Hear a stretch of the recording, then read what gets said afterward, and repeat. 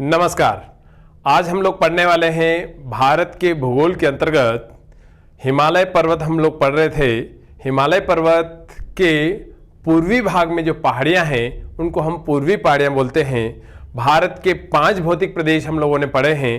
5 भौतिक प्रदेशों में पहला भौतिक प्रदेश पढ़ रहे थे उत्तर का पर्वतीय प्रदेश, और उत्तर के पर्वतीय प्रदेश के अंदर 3 क्षेत्र थे।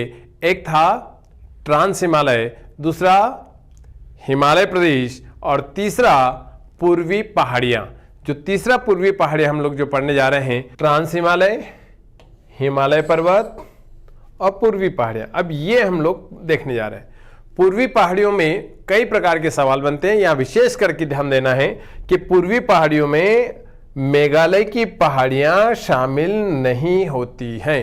ये स्पष्ट रूप से पिछले वीडियो में भी मैंने बताया है और आज फिर बता रहा हूं। अधिकांश लोग यहां पर गड़बड़ करते हैं, इसलिए विशेष ध्यान देना है। अगर यहां पर मैं एक मैप बनाऊंगा, उस मैप के अनुसार जितनी भी पहाड़ियां हैं उन सबको क्रम से उत्तर से दक्षिण या दक्षिण से उत्तर की ओर क्रम से हमें याद करना है।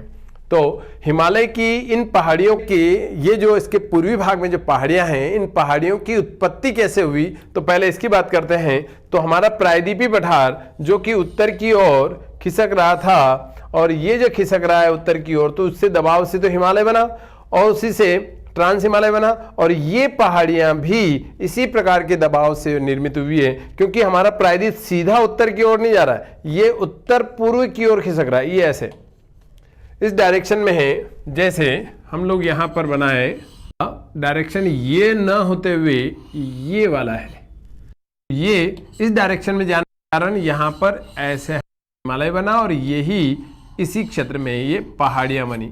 और ये पूर्वी पहाड़ियां ही आगे जाकर अराकान योमा पर्वत के रूप में दिखाई दी, और ये अराकान योमा म्यांमार के अंदर, और यहीं से आगे गए तो समुद्र के अंदर जब जाएंगे हम, तो वहां पर हमें अंडमान निकोबार समूह मिलेगा। मतलब अंडमान निकोबार समूह भी क्या है, समुद्र के अंदर स्थित पहाड़ियां हैं।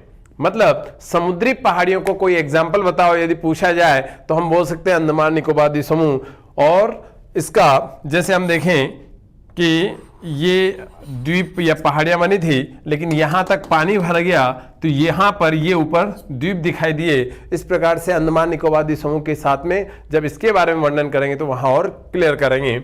अभी केवल इतना सा ध्यान देना है कि हमारे पूर्वी पहाड़ियों में कौन कौन सी पहाड़ियां हैं, उनके नाम हम लोग यहां पर देंगे। तो मुख्य बात यहां विशेष करके अपने को याद रखना है, पूर्वी पहाड़ियों की उत्पत्ति दबाव बल की प्रक्रिया से हिमालय निर्माण के दौरान ही हुई है। हिमालय की उत्पत्ति के दौरान ही पूर्वी पहाड़ियों की उत्पत्ति हुई है, और यह भी दबाव के कारण हुई है। नेक्स्ट, अब पूर्वी पहाड़ियों में कौन कौन सी पहाड़ियां हैं उनका विशेष करके नाम हमको देखना है, सीक्वेंस देखना है, किस राज्य में है, और उत्पत्ति के बारे में तो आपको बताइए। अभी तो मैप बनाओगे आप, जहां तक हो सके पेन कॉपी हाथ में रखना है और मैप बनाते हुए हमें आगे बढ़ना है। यहां पर जो पहाड़ी दिखाई दे रही है पहली वाली, इसका नाम है पटकोई-बुम। पटकोई-बुम। पटकोई-बुम जो है इस पहाड़ी का कौन से राज्य में है, अरुणाचल प्रदेश में है। पूरा विस्तार पटकोई-बुम अरुणाचल प्रदेश में है। ये पूर्वी पहाड़ियां कहां से शुरू होती है, तो ये पटकोई-बुम से लेकर आगे चलते हैं तो नागा हिल्स आती है, नागालैंड में।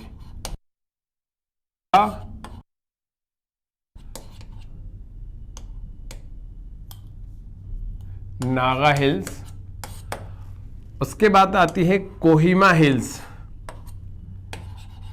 कोहिमा, ये कोहिमा हिल्स भी नागा हिल्स का ही भाग है। कोहिमा हिल्स पहाड़ी। उससे थोड़ा सा और आगे जाते हैं तो मणिपुरी पहाड़ियां आती। मणिपुरी तो जो कहां मिलेगी, मणिपुर में। मणिपुरी, और ये नागालैंड में दोनों। मणिपुरी हिल्स के साउथ में जाएंगे तो जो पहाड़ियां मिलती हैं उनको हम मिजो पहाड़ियां बोलते हैं। मिजो हिल्स और ये कहाँ होगी तो मिजोरम में होगी। मणिपुरी कहाँ होगी तो मणिपुर में होगी। ये तो साफ साफ वैसे भी शब्दों से पता चल रहा है, मणिपुरी हिल्स। अब लुसाई पहाड़ियां किसे कहते हैं तो ये मिजो हिल्स को ही लुसाई हिल्स के नाम से जाना जाता है। तो अब यदि पूछा जाए कि पटकोई लुसाई हिल्स, लुसाई श आ रहा है, लुसाई हिल्स, पटकोई लुसाई पर्वत श्रृंखला या पर्वत श्रेणी या रेंज कहाँ है तो हमें बोलना है पूर्वी पहाड़ियों में है, जिसमें पटकोई बूम सबसे पहले आएगा, Arunachal Pradesh, Naga hills, Kohima hills, Manipur hills. नाम राज्य के यह देखोगे एटलस सामने और मैप के साथ में आप भरते जाना, ऐसे बनाते जाना। कोहिमा हिल्स जिसका नाम है लुसाई पहाड़ियां।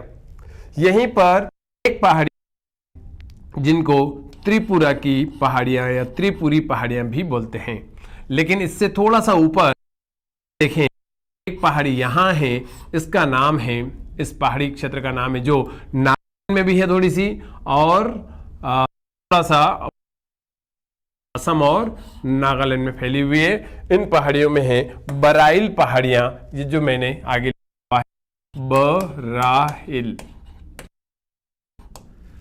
ये देखिए सीक्वेंस में यहां लिखा है Patkai boom, Kohima hills, Naga hills, ये यहां पर ऊपर नीचे हैं, लेकिन पहले आपको ध्यान देना है ना। और फिर है मणिपुरी हिल्स, मिजो हिल्स और बराइल पहाड़ियां। तो बराइल कहाँ है, साइड पे है, बाकी ये सब सीक्वेंस में यहां पर आपको दिखाई दे रही है।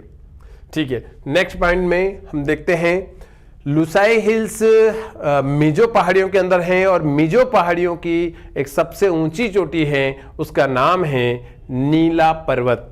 क्या नाम है, यहीं पर आप लोग मेंशन कर लोगे नीला पर्वत। आप देखोगे एटलस में तो दिखेगा साफ साफ नीला पर्वत। नीला पर्वत नीले रंग से लिखा है देखो।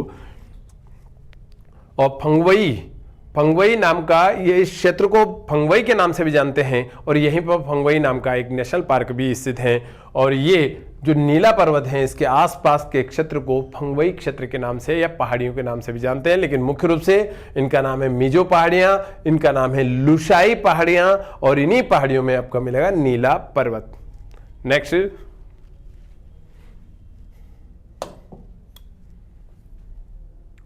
नीला पर्वत जो बताया मिजोरम की सबसे ऊंची चोटी है, ये पूर्वोत्तर राज्यों में लुसाई पहाड़ियों पर्वतमाला के अंतर्गत आती है।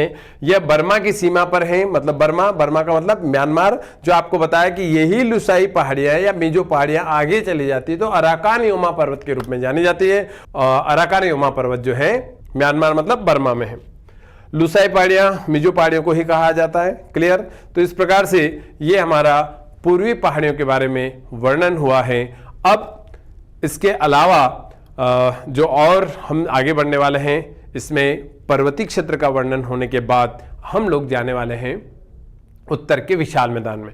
तो अगले वीडियो में हम देखने वाले हैं उत्तर का विशाल मैदान, लेकिन आपको चैनल को सब्सक्राइब कर लेना है, शेयर कर दीजिए। जो भी आपके कोई मिलने वाले हैं, आपके मित्र हैं, परिवार में हैं, जो भी पढ़ना चाहते हैं उनको शेयर कर दीजिए। साथ ही आपको कोई भी इससे संबंधित कोई प्रश्न हो तो कमेंट्स में ज़रूर लिखिए, मैं खुद देखूंगा और आपके प्रश्नों का अगले वीडियो में जवाब देने का प्रयास करूंगा, क्योंकि यह वीडियो बनाने की या ये क्लास बनाने की परंपरा श्रृंखला निरंतर चलने वाली है और आपका इसी प्रकार से सहयोग मिलता रहे। जय हिंद, जय भारत।